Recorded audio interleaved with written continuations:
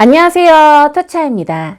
요즘 자폐로 진단받거나 자폐 성향이 있는 아이들이 점점 많아지고 있고, 또 자폐인들을 다룬 영화나 드라마들이 좀 많아지고 있어요. 그래서 그 영화나 드라마 중에 자폐인의 모습을 잘 그려낸 부분도 있고, 또 조금은 사실과 다르게 과장된 부분들도 물론 있는데, 자폐인들의 모습은 워낙 다양하기 때문에 물론 그 모습이 옳다 그르다 말하는 거는 좀 조심스럽긴 합니다. 근데 오늘 우리가 조금 이야기해 볼 거는 뭐냐면, 자폐 성향이 있는 아이들이나 자폐 성인들이 다른 사람을 불편하게 하거나 상처를 입힐 수 있는 그런 공격 행동을 할 수 있느냐 없느냐에 대해서 좀 이야기를 해 볼 거예요. 결론적으로 말씀드리면은 자폐인들은 그런 다른 사람한테 상처를 주기 위한 폭력 행동은 잘 하지 않습니다. 물론 아이들 중에 꼬집고 깨물고 뭐 자기도 두들고 다른 사람 때리기도 하고 그런 경우가 있는데, 이거는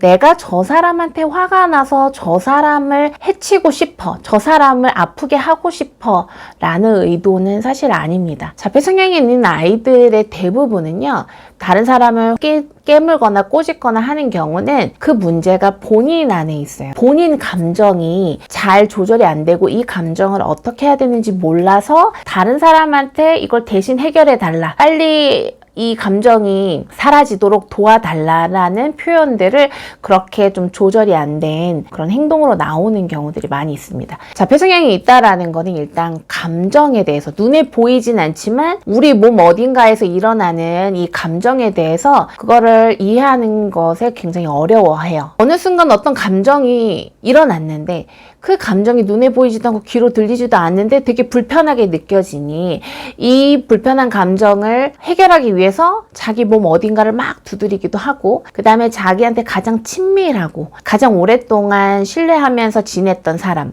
엄마나 뭐 할머니 또는 가족들을 도움을 청하기 위해서 그 사람을 꼬집기도 하고 잡아당기기도 하고 때리기도 하는 행동들을 하기도 해요. 물론 모든 아이들이 다 그런 거는 아니지만 약간 폭력 행동, 충동적인 행동이 보이는 아이들 중에는 자세히 들여다보면 아이가 그 감정을 누군가로부터 대신 해결받기 위해서 하는 행동들 중에 그런 행동이 나올 수 있어요. 아이가 이 감정에 의해서 울고불고 화를 냈는데 엄마 아빠나 주변 사람들 뭔지 모르니까 일단 지켜보다가 아이가 어쨌든 우발적으로 뭐 꼬집거나 깨물거나 했는데, 그러니까 사람들이 반응을 더 크게 해주는 거죠. 너 그러면 안 되지?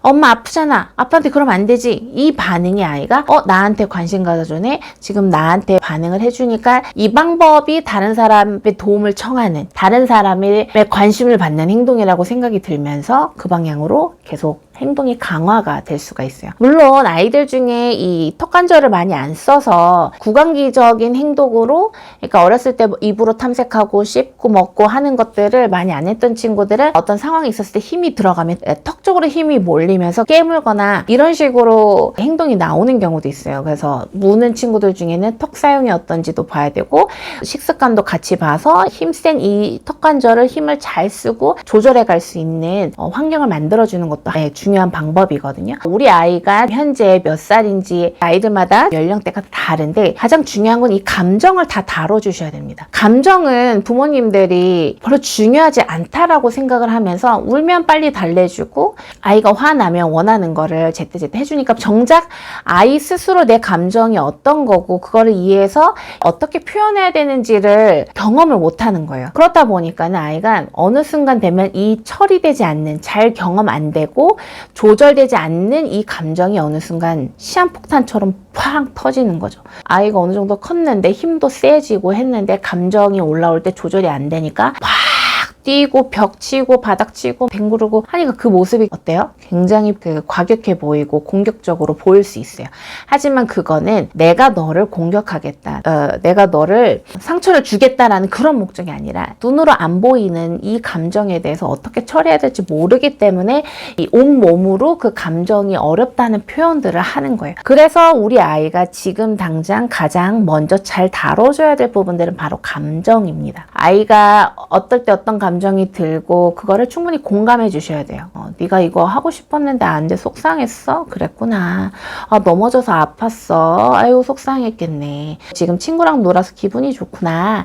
이렇게 눈으로 확인할 수는 없지만 가장 중요하게 사람의 마음에 작용하는 감정에 대해서 수시로 말해 주시고 그걸로 의사소통을 하셔야 돼요. 지금부터 감정에 대해서 아이가 충분히 잘 경험하면 다른 사람 감정도 잘 이해하고 공감하게 됩니다. 누가 울면 가서 도와주려고 하고 누가 웃고 있으면 재밌나 보다 같이 놀려고 하는 그러한 적절한 사회적 행동으로 이어지게 되거든요. 근데 이 감정 부분을 잘 다뤄주지 않게 되면 아이가 다른 사람 감정을 잘 공감하지도 못할 뿐만 아니라 다른 사람들이 감정에 의해서 같이 모이거나 또 싸우거나 이런 사람들의 전반의 그런 행동 그런 모습들을 잘 이해하지 못하게 되죠. 당연히 사회성도 잘 발달하지 않게 되고 언어로도 자기 감정을 잘 표현하지 않게 돼요. 아이들의 감정은 빨리 해결해 주는 게 아니라 본인이 이해하고 본인이 조절할 수 있도록 해주시는 게 좋아요. 아이가 울 때 막 울고불고 발버둥 치고 벽 치고 하면 일단은 감정은 공감해 주시고 왜 화났어? 그렇게 얘기를 하되 자기가 어느 정도 조절된 다음에 엄마한테 올 수 있도록